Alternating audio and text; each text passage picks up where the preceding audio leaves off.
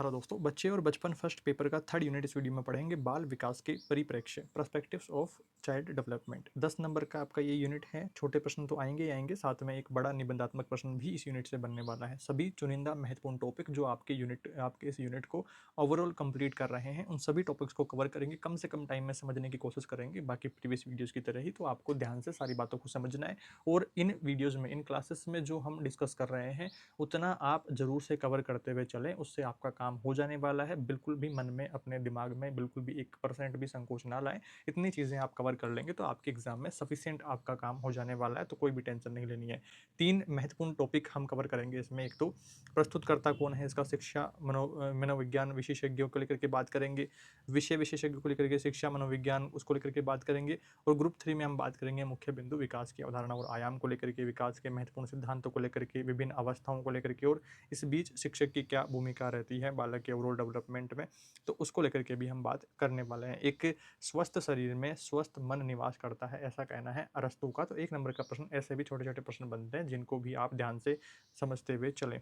इसके बाद में आगे बढ़ते हैं, बात करते हैं बाल विकास की अवधारणा को लेकर के। बाल विकास मुख्य रूप से गर्भधारण से लेकर के किशोर अवस्था के अंत तक होने वाले जैविक, मनोवैज्ञानिक और भावनात्मक परिवर्तनों का अध्ययन है, जिसमें प्रगतिशील परिवर्तन आगे की ओर दिशान्मुख होते हैं तो प्रगतिशील बच्चे का अध्ययन करते हैं, जिसमें विकास का एक निश्चित क्रम होता है। ये हमें पता है कि क्रमबद्ध रहता है, विकास सुसंबद्ध रहता है, परिवर्तन एक दूसरे से जुड़े हुए रहते हैं।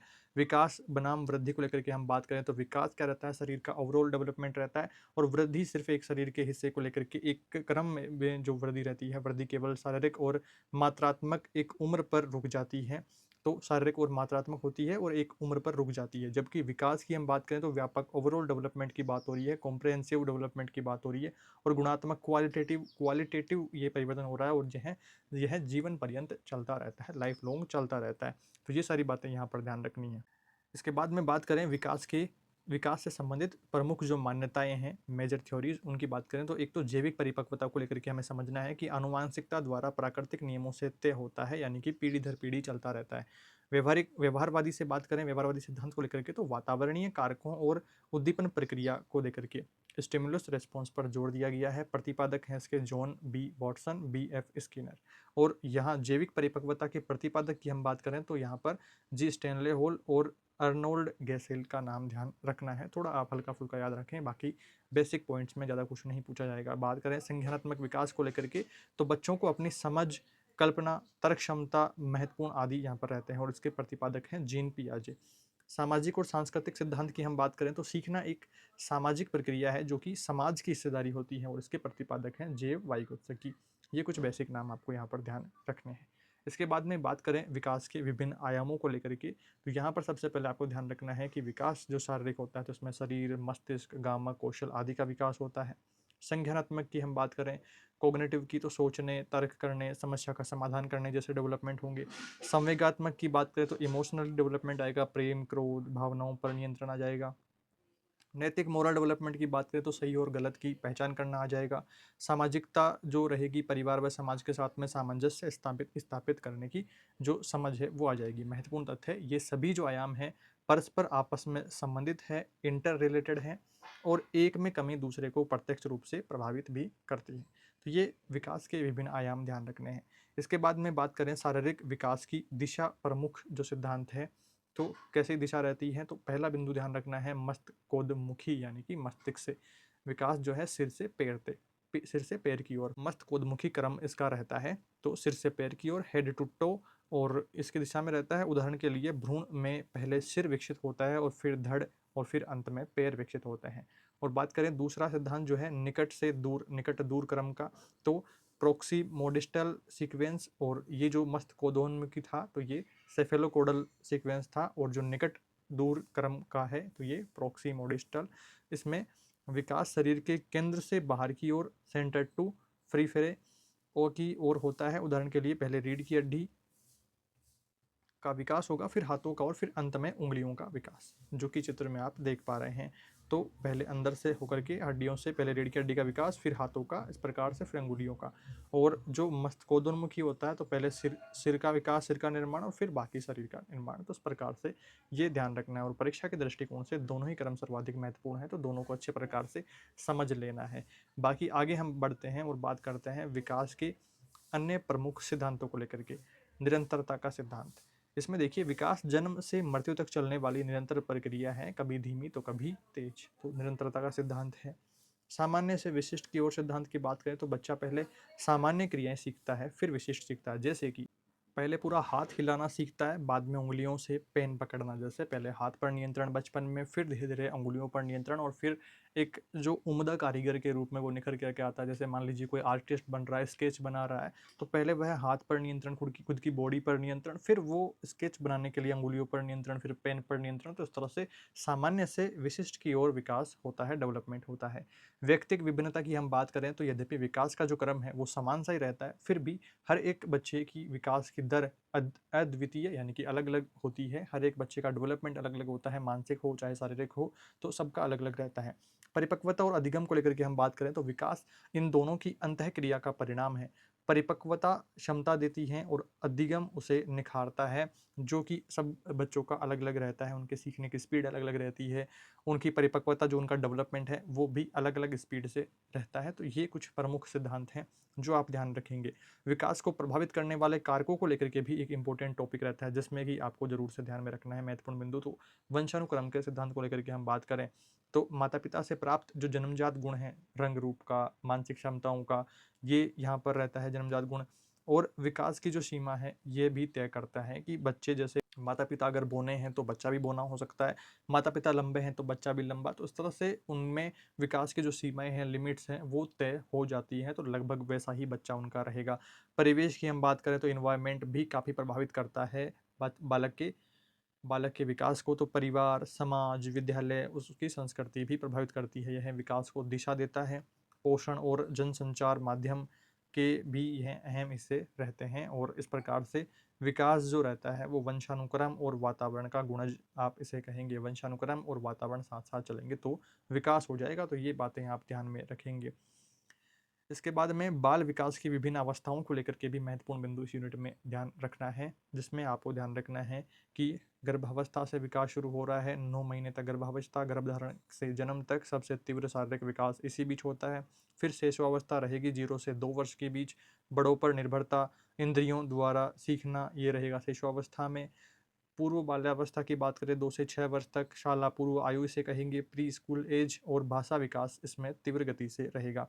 बाल्यावस्था की बात करें तो 6 से 12 वर्ष तक बाल्यावस्था, स्कूल की अवस्था इसे कहेंगे, तार्किक सोच की अवस्था इसे कहेंगे, तार्किक सोच का उदय इस बीच होएगा, और समूह प्रवृत्ति इसमें रहेगी, गैंग एज इसे कहेंगे, दोस्त बना करके, टोली बना करके घूमेगा खेलेगा। किशोर अवस्था की बात करें 12 से 20 वर्ष, यौवनारंभ की अवस्था, अमूर्त चिंतन, पहचान का संकट यहाँ पर आ जाएगा, अपने आप को सिद्ध साबित, अपने आप को सक्षम बनाने में, अपने आप को स्टेबल करने में किशोर अवस्था में बच्चा यहाँ पर अलग अलग दिमाग दौड़ाने लगता है, अमूर्त चिंतन करने लगता है। और यहाँ जो बाल्यावस्था तक चिंतन रहता था वो मूर्त चिंतन रहता था, यानी कि सामने कोई वस्तु रखी है तो उस बारे में सोच पाएगा। अमूर्त चिंतन कल्पना नहीं कर पाएगा कि यार ताजमहल के बारे में सोच रहा हूँ, तो ताजमहल की बात करते ही आपके दिमाग में ताजमहल की इमेज आ गई है कि वाइट कलर सा, 4 खंबे से लगे हुए, इस प्रकार का ताजमहल रह गया। अगर मैं बात करूँ इंडिया गेट का, तो इंडिया गेट की इमेज भी आपके दिमाग में घूमने लगी है। तो वो एक अमूर्त चिंतन हो गया है कि जिस चीज़ के बारे में, जिस वस्तु के बारे में है, या जिस स्थान के बारे में हम बात कर रहे हैं, तो उसकी इमेज आपके दिमाग में सर्कुलेट होने लगे, तो फिर वो क्या रहेगा, अमूर्त चिंतन रहेगा। ऐसी तमाम बातें आप बाल विकास की विभिन्न अवस्थाओं में महत्वपूर्ण ध्यान रखेंगे। इसके अलावा अगर आप रीट पात्रता परीक्षा की तैयारी कर रहे हैं तो उस बीच आपको पता है कि आपको थोड़ा सा और डिटेल में इनको पढ़ना पड़ता है, तो वहाँ उसकी तैयारी भी आपके साथ हो रही है। और अगर आप वो तैयारी करते हुए चल रहे हैं तो ये तैयारी आपकी होती ही जा रही है। तो दोनों आप यहाँ पर समझें कि सिमिलर है, समांतर आपके दोनों तैयारियां चल रही है। आप बिल्कुल भी इस बात को लेकर के घबराएं नहीं, डरे नहीं कि मेरी बीएसटीसी की फर्स्ट ईयर की एग्जाम आ रही है, मैं रीट की कैसे तैयारी करूं या पात्रता की कैसे तैयारी करूं, तो वो चीज़ों को लेकर के टेंशन नहीं लेना है। दोनों की तैयारी आपके साथ ही होती जा रही है।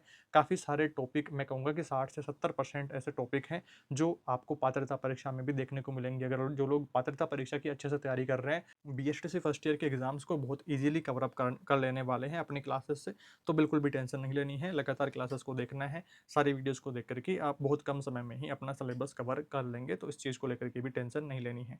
अगला टॉपिक की ओर आगे बढ़ते हैं, तो बाल विकास में शिक्षक और विद्यालय की भूमिका को लेकर के हम बात करते हैं। पहला बिंदु रहता है सुगमकर्ता को लेकर के। तो शिक्षक का कार्य केवल सूचना देना नहीं है, बल्कि बच्चे की अंतर्निहित क्षमताओं को बाहर निकालना भी है। सुरक्षित वातावरण प्रदान करना, संवेगात्मक विकास के लिए भयमुक्त कक्षा का निर्माण करना, व्यक्तिक विभिन्नता का सम्मान, तो हर बच्चा अलग गति से सीखता है। अंतः शिक्षण विधियों में लचीलापन आवश्यक है। सर्वांगीण विकास की बात करें तो केवल अकादमिक नहीं बल्कि कला, खेल और सह पाठ्यचर्या जो आदि गतिविधियां हैं इनके द्वारा विकास हो, तो ये सारा शिक्षक और विद्यालय की भूमिकाओं के महत्वपूर्ण अंग में आएगा। विशेष यहाँ पर ध्यान रखना है आपको कि किशोर अवस्था में शिक्षक एक मित्र और परामर्शदाता की भूमिका निभाता है, जैसे कि मैं आपके साथ में जुड़ा हुआ हूँ अलग अलग टॉपिक्स को लेकर के, अलग अलग आपके डाउट्स को लेकर के। तो ये कुछ महत्वपूर्ण टॉपिक थे आपके थर्ड यूनिट के लिए। बाकी तो आपका सिलेबस काफ़ी बड़ा है, अलग अलग और सारे टॉपिक्स हैं इस यूनिट में करने के लिए, बट कम टाइम में जो आपको करना ज़रूरी था वो सारे टॉपिक हमने पढ़ लिए हैं।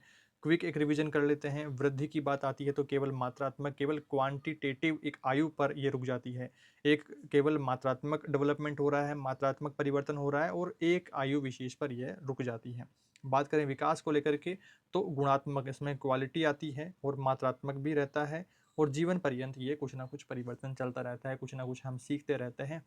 ये बात रही। और दिशा के दो नियमों को लेकर के बात आती है तो मस्तकोदमुखी तो हेड टू टो, और निकट से दूर यानी कि सेंटर टू आउट ये विकास रहेगा। और सर्वाधिक तीव्र भाषा विकास को लेकर के बात आती है तो पूर्व बाल्यावस्था में रहता है, अर्ली चाइल्डहुड में, जो कि 2 से 6 वर्ष की एज में रहता है पूर्व बाल्यावस्था। पहचान का संकट कहाँ पर आता है तो किशोर अवस्था में पहचान का संकट आता है। जीन पियाजे की बात आती है तो संज्ञानात्मक विकास को लेकर के जीन पियाजे का नाम ध्यान रखना है। लेव वाइगोत्स्की का नाम आता है सामाजिक सांस्कृतिक सिद्धांत को लेकर के। ये सारी चीज़ें हम रीट पात्रता में भी पढ़ते हुए चलते हैं, तो आपको याद आ गया होगा अगर आप पात्रता परीक्षा की तैयारी में जुटे हुए हैं। बाकी आप अपना फीडबैक कमेंट्स में दीजिएगा।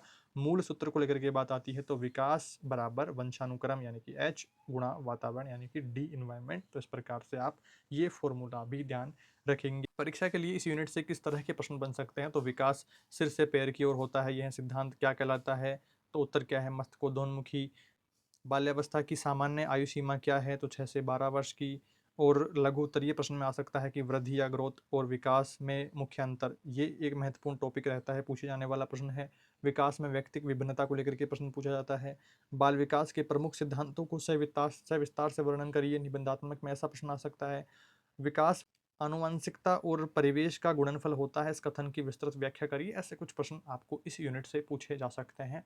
बाकी तो हमने जो आपके मॉडल पेपर वाला वीडियो है उसमें कवर अप कर रखे हैं, तो वो भी आप प्लेलिस्ट से चेकआउट करेंगे तो आपके एग्जाम तैयारी में काफ़ी मदद आपको मिलेगी। आई होप आपने इस यूनिट में ठीक से सारी बातों को समझ लिया है। कोई भी सवाल रहे आपका, कोई भी सुझाव रहे तो कमेंट्स में बताएं, वीडियो को लाइक करें, अपने दोस्तों से शेयर करें, और फर्स्ट पेपर के बाकी सभी यूनिट्स को एक साथ देखने के लिए प्लेलिस्ट ऑप्शन पर विजिट करें, जहां से आप सभी चैप्टर्स को एक साथ देख करके अपनी एग्जाम तैयारी कम समय में बहुत अच्छी कर पाएंगे। Thank you for watching this video.